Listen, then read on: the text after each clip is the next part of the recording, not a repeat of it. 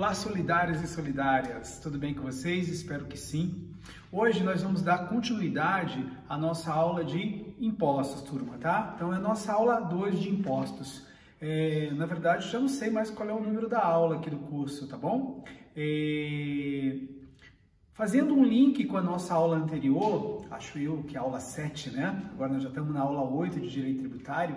Fazendo um link com a aula anterior, eu quero trazer aqui de novo às nossas discussões o princípio da não afetação, dos impostos. Relembra comigo, o que significa esse princípio? Ora, o artigo 167, inciso 4º da Constituição Federal, em síntese, ele veda a vinculação de receita de impostos a determinado fundo, a determinado órgão ou despesa. E aí, na aula passada, nós demos aquele exemplo, né, da vinculação de receita de ICMS para concessão de aumento de servidores públicos lá no estado de Santa Catarina. Essa lei do estado de Santa Catarina foi declarada inconstitucional pelo STF por violar o artigo 167, inciso 4º da Constituição. É o tal do princípio da não afetação dos impostos. Eu não posso afetar, eu não posso vincular receita de imposto. Naquela ocasião, de forma muito rápida, né, eu falei sobre as exceções e hoje, de forma mais tranquila, nós aprofundamos essas exceções. Bem, a própria Constituição Federal, ela nos apresenta algumas exceções a essa regra, ou melhor, a esse princípio da não afetação. Ô Roberto, quais seriam essas 5 exceções? Então tome nota aí, solidário e solidária. Primeira exceção, repartição de receitas tributárias prevista no artigo 158 e 159 da Constituição. Anote, primeira exceção, repartição de receitas. Segunda exceção, a Constituição permite afetar, vincular receita de impostos para a saúde, turma. Artigo 198, parágrafo 2º da Constituição. Também, na Constituição, o artigo 212 prevê a possibilidade de afetação, de vinculação de receita de impostos para educação. A União não menos que 18% da arrecadação dos seus impostos e estados, DF e municípios não menos que 25% da arrecadação dos seus impostos, diz a Constituição lá no 212. 165, parágrafo 4º, turma, operações ARO, antecipação de receita orçamentária, nós já exemplificamos na aula anterior. E 37, artigo 37, inciso 22 da Constituição também, é possível vincular receita de impostos para a atividade de administração tributária. A atividade de administração tributária está atrelada à arrecadação, fiscalização de tributos. Basicamente isso nesse momento. Então, relembra comigo, até esse instante, quais são as 5 exceções previstas na própria Constituição. Vamos lá? Repartição de receitas, saúde, educação, operações ARO e atividade de administração tributária. Pois bem, além dessas 5 exceções, lá no artigo 79, 80 e 82 do ADCT, vamos lá? Artigo 79, ou artigos 79, 80 e 82 do ADCT.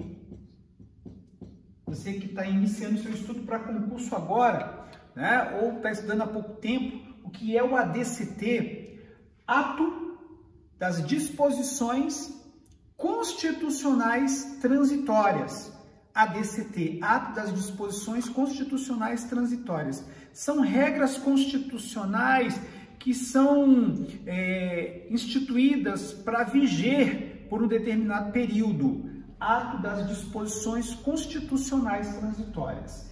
Lá nesses artigos 79, 80 e 82, você vai encontrar regras sobre o FECOP. FECOP é Fundo de Erradicação e Combate à Pobreza. Bem, esse fundo, minha gente, ele foi criado, inicialmente, ele foi previsto para ter vigência até 2010, Aí veio a Emenda Constitucional 67, de 22 de dezembro de 2010, e disse que o prazo de existência do Fundo de Erradicação e Combate à Pobreza, o FECOP, seria por prazo indeterminado. Então, o FECOP, ele existe por prazo indeterminado, nos termos da Emenda Constitucional 67 de dezembro de 2010. Bem, esse Fundo de Erradicação e Combate à Pobreza, ele conta com receitas federal, estadual e municipal. No âmbito federal, presta atenção agora, no âmbito federal, há previsão da criação de um adicional de até 5 pontos percentuais, de até 5% sobre a alíquota do IPI de produtos supérfluos para destinar ao FECOP federal. FECOP até parece nome de robô, né? Mas não é nome de robô, é nome de um fundo, Fundo de Erradicação e Combate à Pobreza. Então, até 5% de adicional de alíquota do IPI sobre produtos supérfluos pode ser destinado para esse fundo, se for criado esse adicional. E uma outra consideração é em relação ao imposto sobre grandes fortunas. Se esse imposto vier a ser instituído, turma, toda a arrecadação dele será destinada também para o FECOP federal.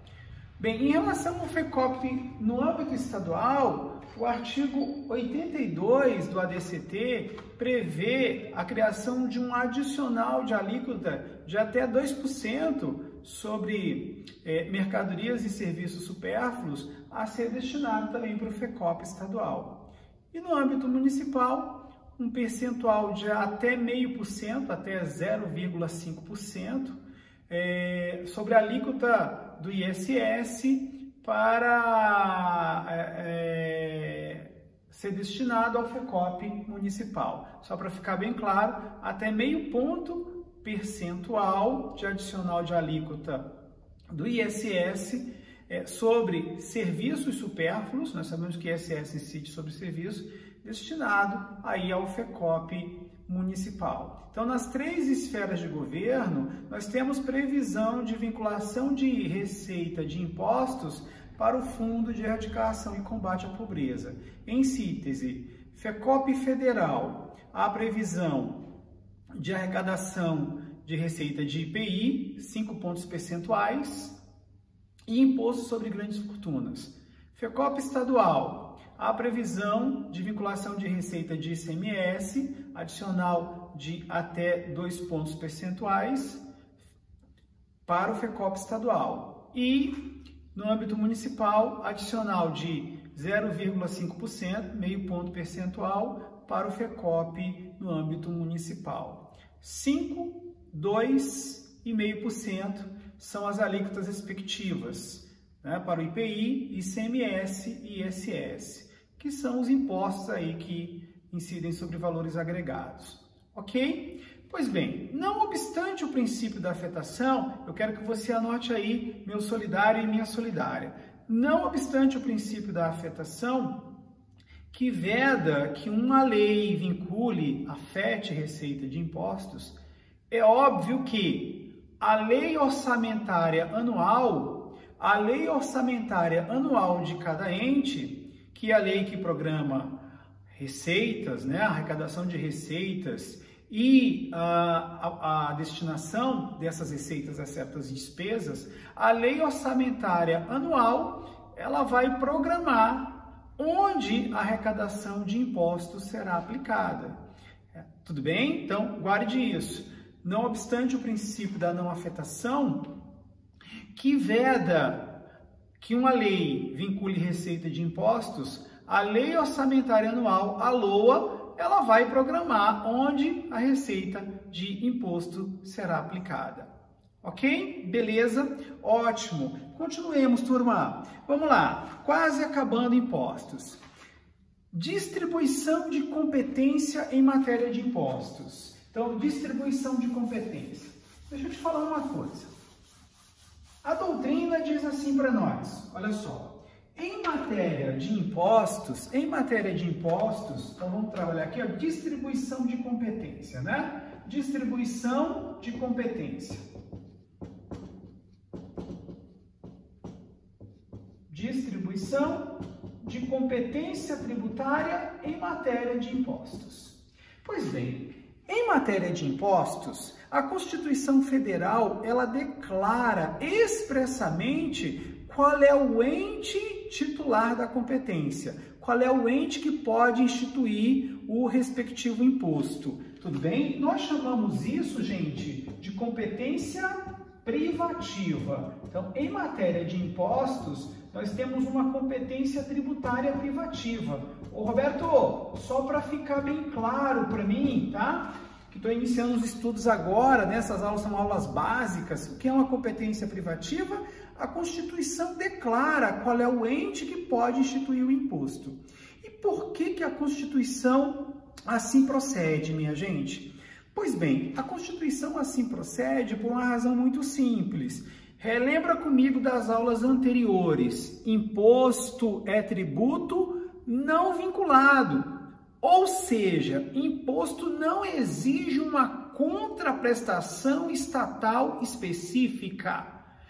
Tudo bem? Imposto não exige uma contraprestação estatal específica. Se não exige uma contraprestação estatal, se não exige uma atividade estatal dirigida ao contribuinte, isso não impediria que um ente criasse o imposto que ele quisesse, que o município criasse o imposto de renda, porque imposto não exige contraprestação estatal, não exige uma atividade estatal. Então essa é a justificativa para a Constituição Federal ter declarado de forma expressa qual é o ente que pode instituir o respectivo imposto. Tá ok? Beleza? Então, competência privativa, a Constituição declara expressamente. Quero que você tome nota, tá? Quero que você tome nota aí. O artigo 153 e 154 traz o rol de impostos de competência da União. 153 e 154 da Constituição. Aqui eu vou falar rapidamente, mas você vai ter que ir lá na Constituição para dar uma lida com calma, ok?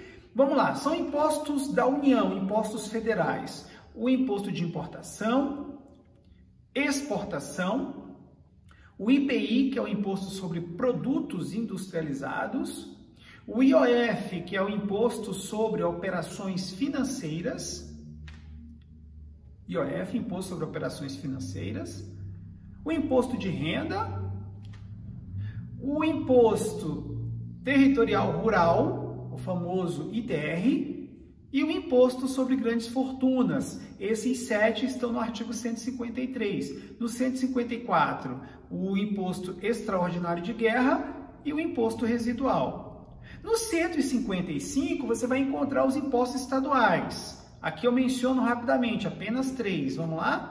Lá no 155, você vai encontrar o IPVA, nosso famoso IPVA. O mais famoso, né, dos impostos, o ICMS e o imposto transmissão causa mortes ou doação de quaisquer bens ou direitos, o famoso ITCMD. E no 156 você vai encontrar os impostos municipais, também são 3. O famoso IPTU, Imposto sobre a Propriedade Territorial Urbana, IPTU, o Imposto sobre Serviços de Qualquer Natureza, o ISS, e o Imposto de Transmissão de Bens Imóveis por Ato Oneroso, o famoso ITBI. Tudo bem? Então, dá uma lida lá nos artigos da Constituição, 153, 154, impostos federais, 155 estaduais, 156 impostos municipais.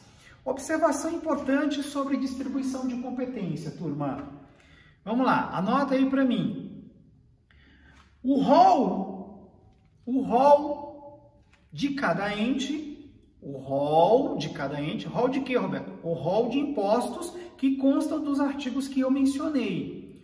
O rol de cada ente é taxativo ou exaustivo, o que significa dizer que o ente só pode instituir aqueles impostos que a Constituição já discriminou. O rol de cada ente é taxativo ou exaustivo.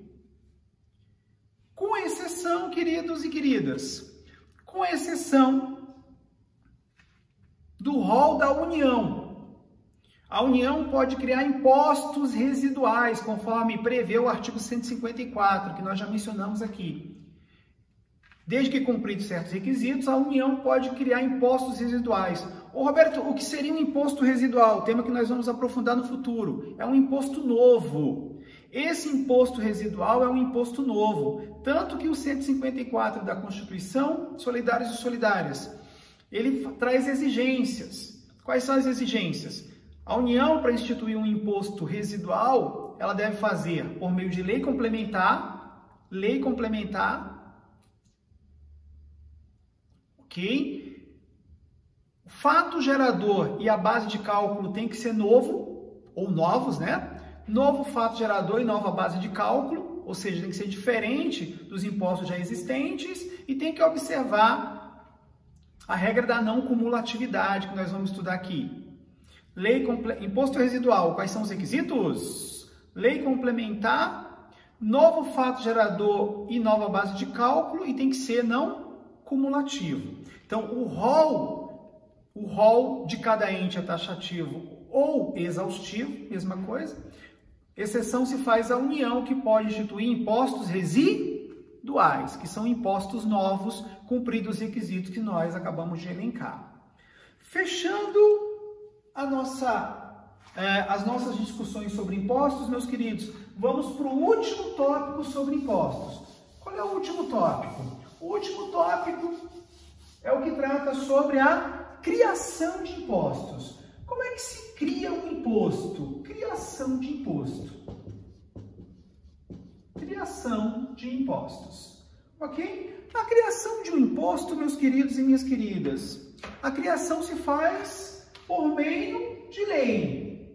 Lei de cada ente titular da competência, conforme nós vimos a distribuição de competência agora há um minuto. Lei de cada ente titular da competência. A lei normalmente exigida é a lei ordinária, tudo bem? Mas, no âmbito federal, a Constituição Federal exige lei complementar para 2 impostos. Quais são os 2 impostos que a Constituição exige lei complementar? O imposto sobre grandes fortunas e impostos residuais, nós acabamos de mencionar. Sobre grandes fortunas e residuais, a Constituição exige lei complementar. As constituições estaduais e as leis orgânicas do Distrito Federal e dos municípios também podem exigir lei complementar. No futuro a gente vai estudar isso, para a instituição de impostos, ok? A lei normalmente é a lei ordinária e no âmbito federal, a Constituição Federal exige lei complementar para 2 impostos. Trago aqui à tona aquela questão da medida provisória. Medida provisória, ela pode tratar de matéria reservada à lei ordinária. Ela só não pode tratar de matéria reservada à lei complementar. Em relação aos impostos, tem um ponto importante.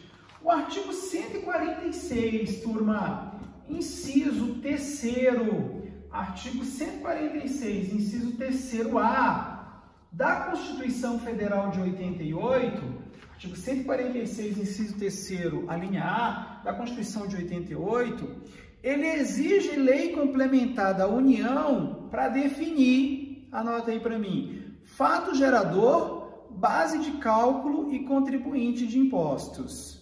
Fato gerador, base de cálculo e contribuinte de impostos. Ô Roberto, a lei complementar da União é que vai definir fato gerador e base de cálculo e contribuinte de todos os impostos? Não. A fim de garantir uma isonomia tributária